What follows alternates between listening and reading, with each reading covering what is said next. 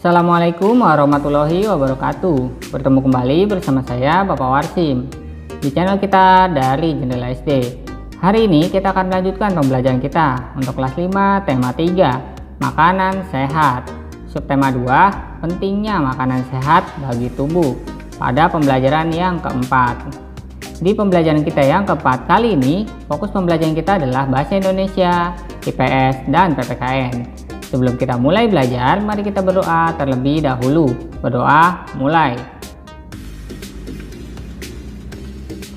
Berdoa selesai.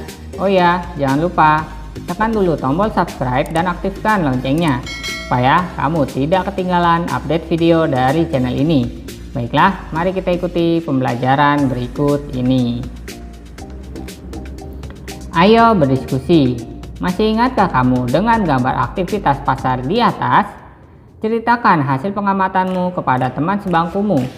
Menarik untuk dicermati bahwa dalam kehidupan kita sehari-hari, kita dikelilingi oleh orang-orang yang memiliki begitu banyak perbedaan.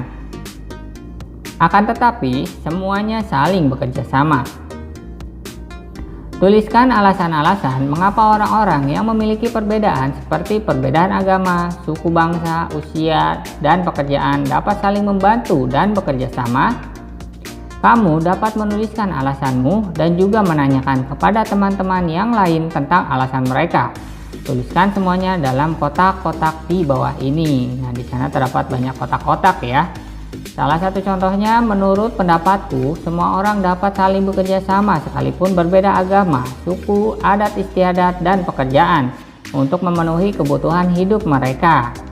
Baiklah, mari kita coba lengkapi. Yang kedua, bisa saja perbedaan tidak menghalangi upaya saling membantu dan bekerja sama, karena tidak semua kebutuhan manusia dapat dipenuhi oleh diri sendiri. Lalu semua orang juga dapat saling bekerja sama sekalipun berbeda agama, suku, adat istiadat, dan pekerjaan untuk memenuhi kebutuhan hidup bersama. Serta juga manusia pada dasarnya adalah makhluk sosial yang selalu membutuhkan manusia lain.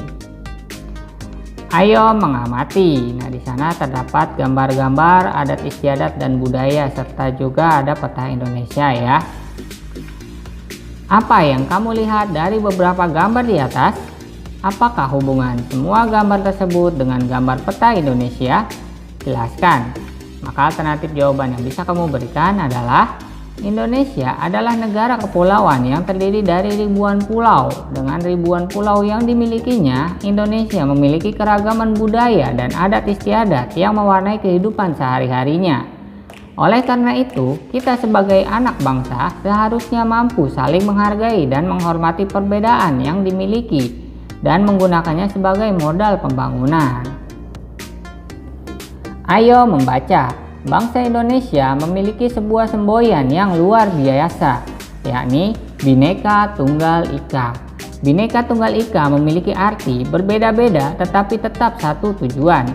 Bahwasanya sekalipun di Indonesia terdapat begitu banyak suku, agama, ras, adat istiadat, bahasa, dan lain-lain, semuanya bersatu sebagai saudara sebangsa dan setanah air. Perbedaan dan keanekaragaman yang ada justru menjadi sebuah kekuatan yang pada akhirnya memperkaya sifat budaya bangsa Indonesia dan lebih memperkuat persatuan dan kesatuan bangsa. Apakah yang dapat kamu simpulkan dari bacaan di depan? Berikan pendapatmu. Maka alternatif jawaban yang bisa kamu berikan adalah dengan keragaman yang dimilikinya, manusia saling bekerja sama dan bahu-membahu untuk memenuhi kebutuhan hidupnya secara baik, ekonomi, sosial, dan budaya. Berikan contoh-contoh kegiatan yang dapat kita lakukan atau mungkin sudah kamu lakukan untuk mendukung keberagaman sosial di lingkungan sekolah. Maka alternatif jawaban yang bisa kamu berikan adalah saling membantu saat ada kesulitan, membersihkan ruang kelas dan lingkungan sekolah, dan belajar kelompok. Dengan keberagaman, manusia dapat saling bekerja sama dan bahu-membahu untuk memenuhi kebutuhan hidupnya, baik secara ekonomi, sosial, maupun budaya. Beragam profesi pun berkembang dan mendukung pemenuhan kebutuhan hidup. Bahasa Indonesia yang dipergunakan juga merupakan satu contoh hal yang menjembatani perbedaan sosial budaya yang terdapat dalam masyarakat Indonesia. Amatilah gambar-gambar di bawah ini. Nah, di sana terdapat dua buah gambar ya, anak-anak sedang belajar kesenian. Kira-kira kegiatan apa saja yang sedang dilakukan oleh anak-anak dalam gambar tersebut? Apakah kamu pernah melihat kegiatan seperti itu di lingkunganmu? Coba ceritakan hasil pengamatanmu di depan kelas. Maka alternatif jawaban yang bisa kamu berikan adalah, dalam gambar tersebut anak-anak sedang mempelajari kesenian tradisional berupa alat musik dan tarian. Di lingkunganku terdapat sebuah sanggar tari tradisional. Anak-anak hingga dewasa belajar tari di sanggar tersebut. Kedua gambar di atas bercerita tentang upaya manusia dalam sebuah pembangunan sosial budaya. Bahasa Indonesia merupakan contoh upaya manusia dalam sebuah pembangunan sosial budaya. Kegiatan seni yang bertujuan melestarikan budaya Nusantara juga merupakan sebuah upaya pembangunan sosial budaya. Contoh lain dari pembangunan sosial budaya adalah dengan semakin terbukanya kesempatan bagi kaum wanita untuk bersekolah dan menuntut ilmu setinggi mungkin. Masih banyak lagi contoh-contoh pembangunan sosial budaya yang terdapat di sekitar kita. Amatilah daerah sekitarmu. Temukan contoh-contoh upaya manusia dalam pembangunan sosial. Buatlah dalam bentuk laporan pengamatan sederhana. Nah, di sana terdapat format laporan ya. Baiklah, mari kita coba lengkapi.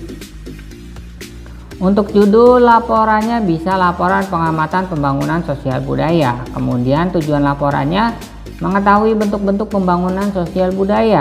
Tempat pengamatannya contoh Bekasi, kemudian tanggal pengamatannya 1 September 2021. Kemudian hasil pengamatannya, contohnya di bidang kesejahteraan sosial meliputi pengembangan ketahanan sosial, peningkatan apresiasi terhadap penduduk lanjut usia dan veteran, kemudian serta peningkatan kepedulian terhadap penyandang masalah sosial.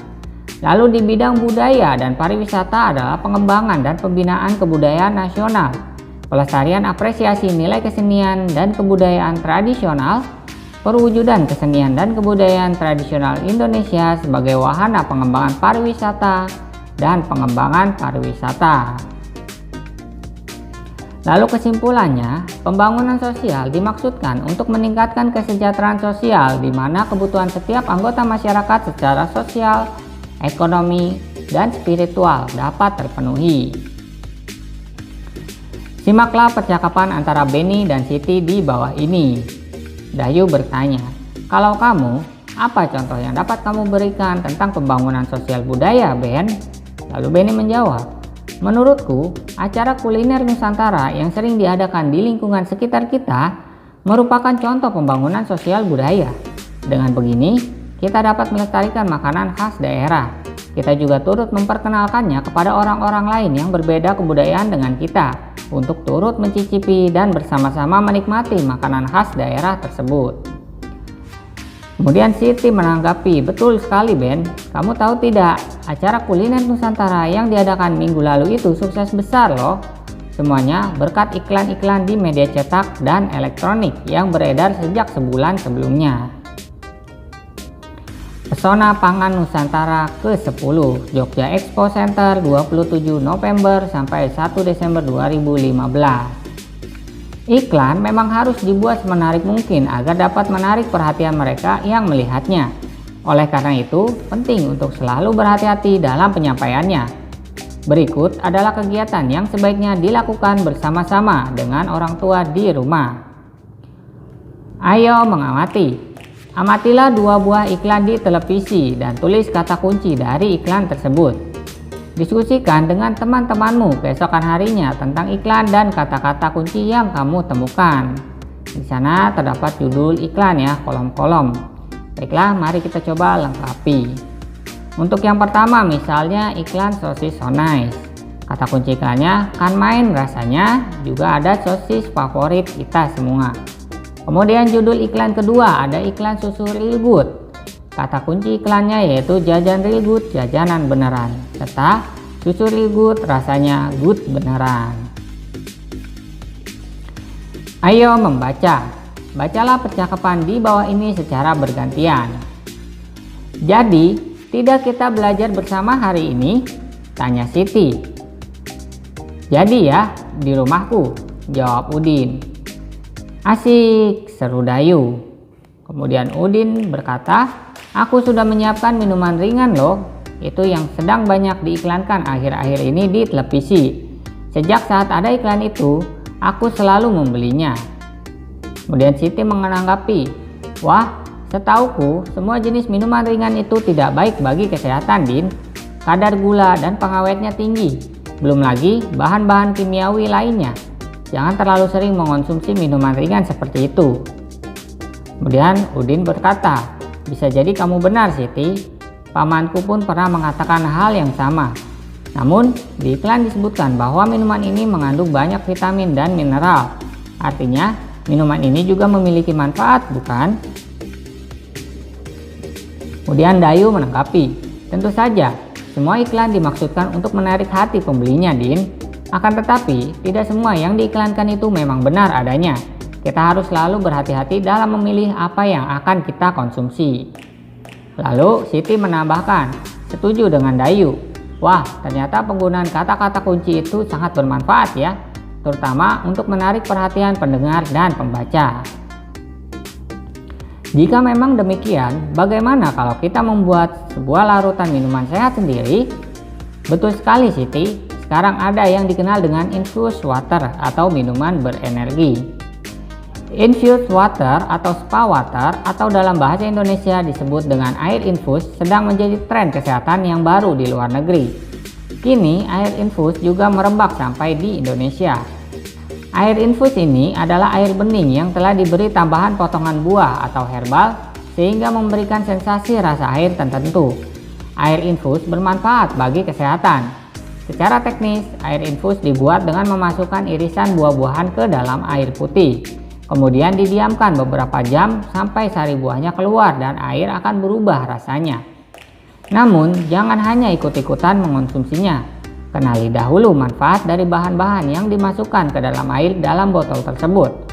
Dengan mengenali manfaat dari bahan-bahan yang digunakan, kita dapat memperoleh lebih banyak manfaat yang sesuai dengan kebutuhan tubuh kita. Minuman kesehatan. Bahan-bahan: 1,5 sendok makan perasan jeruk nipis, setengah jeruk lemon diperas, kemudian setengah timun diiris-iris, lalu 4 lembar daun mint bila ada, serta setengah liter air putih. Cara membuat: jeruk nipis diperas dan disisihkan sebanyak 1,5 sendok makan. Kemudian jeruk lemon dibelah 2 dan diperas. Masukkan semua bahan ke dalam botol kaca berukuran 1 liter. Tutup rapat dan diamkan dalam lemari pendingin semalaman. Minuman berenergi siap dikonsumsi keesokan harinya. Buatlah urasan sederhana tentang percobaanmu membuat infused water. Nah, di sana terdapat kolom ya. Baiklah, maka alternatif ulasan yang bisa kamu berikan adalah infused water atau spa water sedang menjadi tren kesehatan di luar negeri dan juga di Indonesia. Air infus ini memperlihatkan sensasi rasa air tertentu. Sebaiknya kenali dahulu manfaat dari bahan-bahan yang akan digunakan agar memperoleh lebih banyak manfaat sesuai kebutuhan kita.